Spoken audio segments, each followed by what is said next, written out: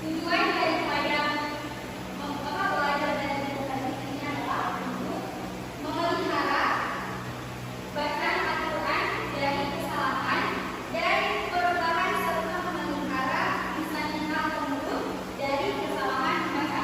Ada yang bisa mengulang? Tujuan dari buku ini apa? Yang saya katakan tadi bisa memelihara. Oke, bisa memelihara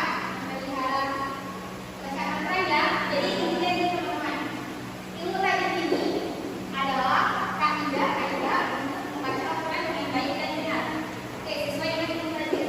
Nah, kalau tujuan dari ilmu tajwid ini adalah untuk memelihara dari lisan atau mulut kita agar supaya cara membaca kita membaca Al-Quran itu menjadi baik dan benar dan bisa mengetahui oh ya ternyata bacaan Al-Quran itu salah, yang bedanya begini. Itu tujuan dari pembelajaran ilmu tajwid ini. Teman-teman sampai di sini ada yang mau bertanya? Apaan? Oke, siapa namanya? Oke, semuanya silakan dengan pertanyaan. Kak, saya tentang mempelajari ilmu tajwid itu apa ya? Berikutnya ya. Jadi teman-teman bicara soal hukum mempelajari ilmu tajwid ini adalah fardu apa ya? Fardu kifayah. Fardu kifayah ini adalah apabila salah satu dari seseorang telah melakukan maka bukan membuat dari yang lain. Nah, akan tetapi teman-teman ada tapinya ini. Tapi membaca Al-Quran dengan baik dan benar itu hukumnya fardu ain. Jadi wajib bagi setiap muslim membaca Al-Quran dengan baik dan benar sesuai dengan kaidah dari ilmu tajwid itu hukumnya fardu ain. Akan tetapi mempelajari ilmu tajwid itu hukumnya fardu kifayah. Sampai sini paham? Ya. Oke, lanjut. Kemudian hal-hal yang paling penting. Hal yang paling penting. Hal-hal yang penting mempelajari ilmu tajwid. Yang pertama sekali untuk kita mulai belajar ilmu tajwid itu yang pertama adalah belajar daripada makhrajul huruf dan daripada huruf hijaiyah itu sendiri. Makhrajul huruf. Ada yang tahu makhrajul huruf itu apa? Oke. Jadi yang paling penting untuk belajar ilmu tajwid adalah makhrajul huruf. Yaitu keempat keluarnya keempat keluarnya huruf. Nah, kemudian yang paling penting juga ada yang namanya mengetahui huruf-huruf hijaiyah itu sendiri. Mengetahui huruf hijaiyah. Nah, teman-teman, huruf hijaiyah itu ada berapa? 28 atau 29? Ayo, berapa? 29. 29. Yang lain ada? 29. Yang lain? Nah, jadi yang betul itu mana? 29 atau 28 sih? Ada yang bisa jelaskan? 29 atau apa? Apa ayo? Sudah pernah belajar huruf kan? Ya. Atau apa yang namanya huruf itu namanya 25? Ayo, 28 atau 29? 28 atau 29?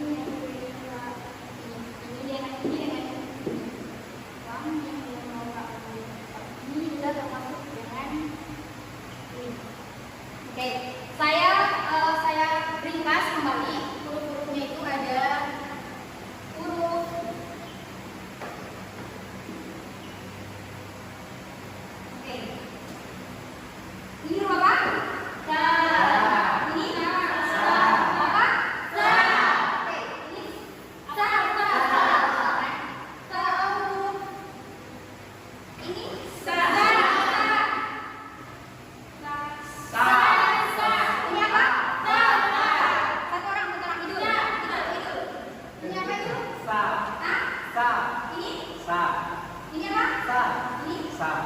jadi perbedaannya adalah pada Pengucapannya. Oke, kalau ini fa itu lidah itu taruh di bawah ini. Jadi pembacanya ini fa, sa, s. Kalau yang ini kan s biasa, sa. Kalau ini sa, lidahnya ini di bawahnya. Oke, coba ada yang bisa praktekkan? Ini apa? Ini huruf. Ini huruf apa? Kemudian sa. Oke. Jadi teman-teman sudah bisa dapat perbedaannya kan? Ya. Itulah teman-teman pentingnya belajar dari morfologi huruf agar semua huruf hijaiyah ini tidak sama, akan tetapi cara pengucapannya itu berbeda. Fa dan sa. Kemudian ada lagi teman-teman yang sama. A. Ini dan ini. Ha. Itu ha dengan ba. Ha dengan ha. Dengan ini juga.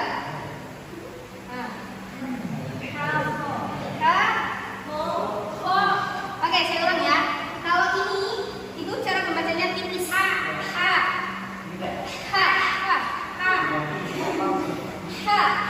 Itu. Kemudian yang ini ada suara besar. Tenggorokannya. Ho. Ayo coba. Ho. Kemudian ada juga ini bacanya Oke, ada ya. Saya ulang ya. Ini ha. Kedengaran? Ya,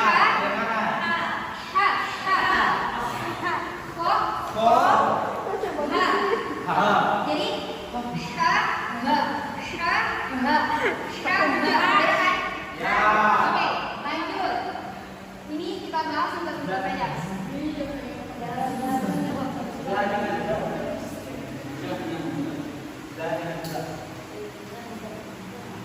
Oke, ada yang bisa?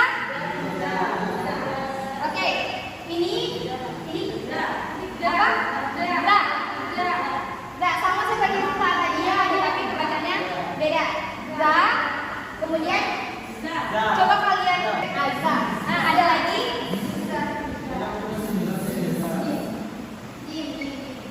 Oke. Apa ini?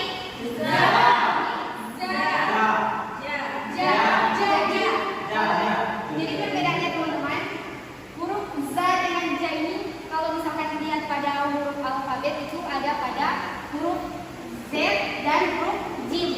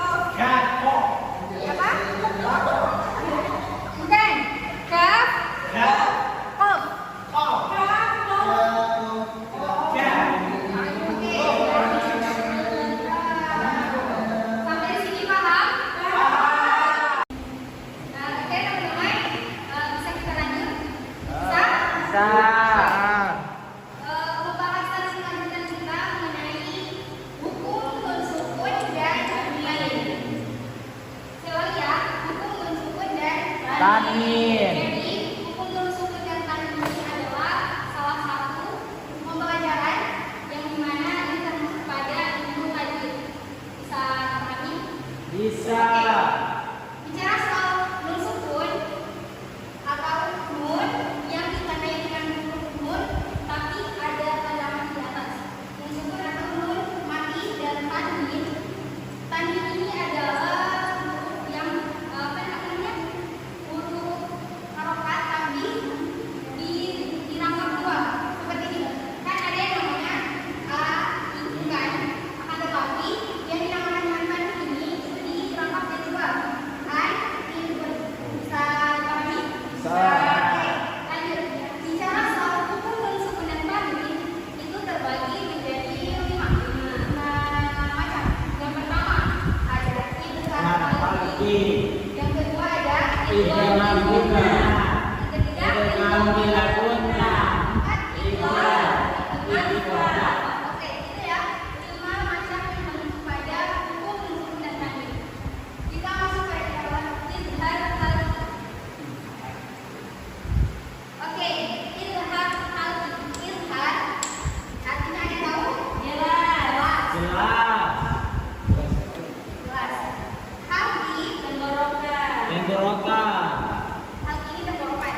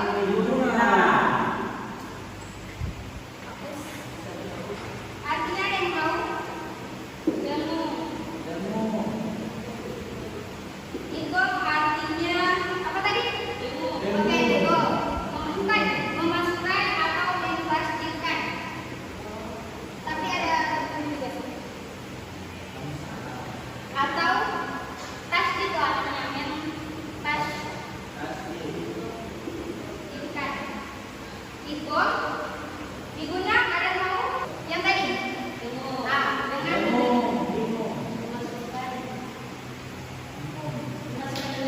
nah, tinggi dengan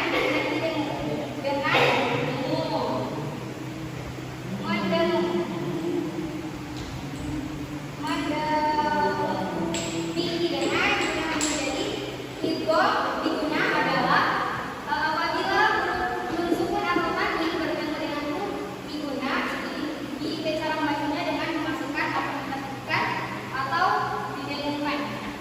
Dari hidgo diguna ada berapa? Berwarna. Ada yang tahu?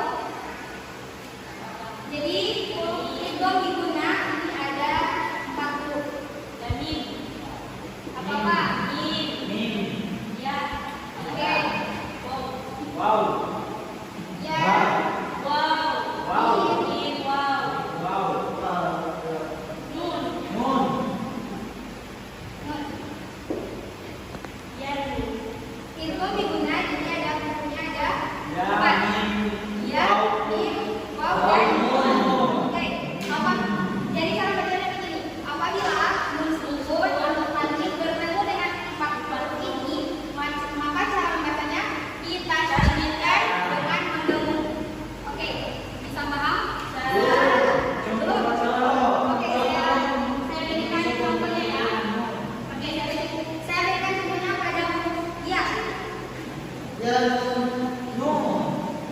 Ya dulu ya. Ya. Ini teman-teman contoh dari huruf hidgo diguna. Ya. Sudah ada disebutkan nun mati bertemu dengan huruf ya. Ya, sebenarnya tidak ada tasydid, akan tetapi kain ini memasukkan atau menghentikan. Jadi dipakai tasydid. Dan cara membacanya bukan faman ya'mal. Akan tetapi dimasukkan terus didengung. Faman ya'mal. Bisa paham sampai sini? Bisa. Oke. Terus contoh yang kedua, saya berikan contoh yang ini. Yang nun. Nun ya nun. Jadi teman-teman, ini kan nun mati. Nun mati bertemu dengan huruf nun. Nah, cara membacanya dimasukkan atau ditasydidkan. Jadi biasanya kalau di masyhab itu dipakai tanda tasydid. Dan cara membacanya lan ditahan di dengung. Lan nas ala. Dan nasi ala. Oke, lan nas ala. Oke, satu contoh lagi. Mim. Mim. Oke, mim. Contoh terakhir ya. Ini kan nun mati dan ada mim. Akan tetapi cara membacanya bukan mim mithlihi. Jadi dimasukkan atau ditasydidkan. Ini ditambah tasydid. Jadi mim mithlihi. Huruf nun ini sudah tidak digunakan lagi karena hidgo diguna ini dimasukkan, ditasydidkan lalu didengung. Didengung itu maksudnya ditahan. Mim mithlihi. Sampai sini paham? Oke, paham ya? Kita lanjut pada materi yang ketiga. Sebentar, saya hapus. Oke, lanjut pada idgham bila guna. Idgham, ada yang tahu arti idgham? Masukkan. Ya, memasukkan dan mentasydidkan atau mentasydidkan. Oke, idgham apa? Memasukkan. Ini kan tadi diguna. Sekarang ada mulanya bila guna. Berarti memasukkan Memasukkan dan jelas. Oh, ilmu. diikuti dengan la itu tidak. Nah. Jadi Tidak. punya apa? Tidak Tidak ilmu. tidak mendengungkan. Oke, kita lihat. Idgham artinya memasukkan atau mentasydidkan bila guna. Di artinya dengan, la tidak, kemudian guna artinya mendengungkan. Jadi idgham bila guna adalah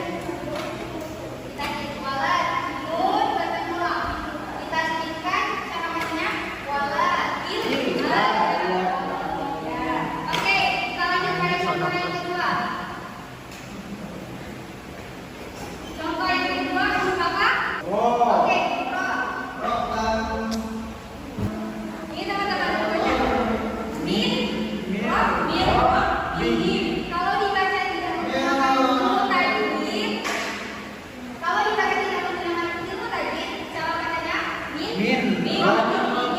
Tapi kalau dipakai dengan ilmu tajwid yaitu menggunakan min, maka dibaca menjadi Mir Rabbihim. nunnya di sini dihilangkan. Jadi mir Rabbihim. Saya masukkan aplikasikan adalah nunnya, kemudian dengan tidak ilmu berarti mir Rabbihim. Mir Rabbihim. Oke, sampai sini paham? Paham. Kita masuk pada iklan. Iklan menukar. Ya, betul. Menukar Menukar atau mengganti.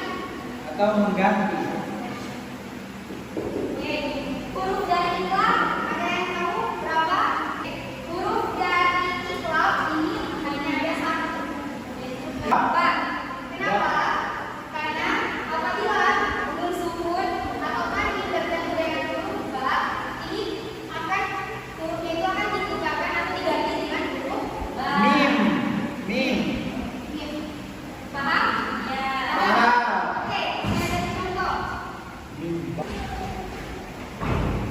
Juga dia, karena di sini ada nun sukun bertemu dengan huruf Ba.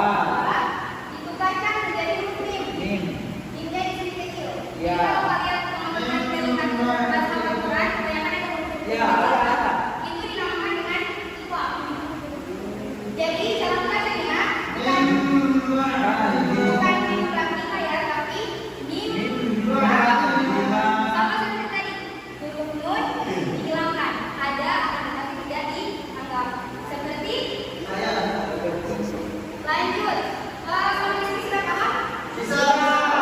Oke, berarti ya teman-teman, kita mulai. Ada yang tahu ikhfa artinya apa? Sama-sama. Ya betul, sama-sama. Ikhfa adalah artinya itu Sama-sama. atau Tahu tidak jelas. sama-sama menambahkan, ada juga dengan atau menyembunyikan atau Menyembunyikan. menyembunyikan. Ada yang tahu sama-sama huruf ikhfa ini ada berapa? Huruf ikhfa ada berapa? Ada yang tahu? Tidak. Jadi huruf ikhfa ini adalah selain dari huruf inharati, idghamuna, idghamuna, ikhfa. Misalnya kami huruf ikhfa ini adalah selain dari huruf inharati, idghamuna, idghamuna, ikhfa. Nah, Alif. huruf ikhfa ada Alif. 15 huruf. Ikhfa ada 15 huruf. Jadi yang lainnya itu adalah Ya. termasuk di dalam ikhfa. Oke, saya tuliskan contoh dari huruf ikhfa. Tadi itu sama-sama ya. Ada 1, 2, 3, 4, 5, 6, 7, 8, 9, 10, 11, 12, 13. Jadi huruf ikhfa ada 15 selain dari huruf idgham, idgham, dan idgham. Nah, ini kan ada banyak huruf. Dan saya berikan 2 saja ya. Ya. Oke, kita mau ambil contoh yang huruf mana? Ja. Jim. Jim. Huruf jim. Dan huruf apa? Go. Ini. Ya.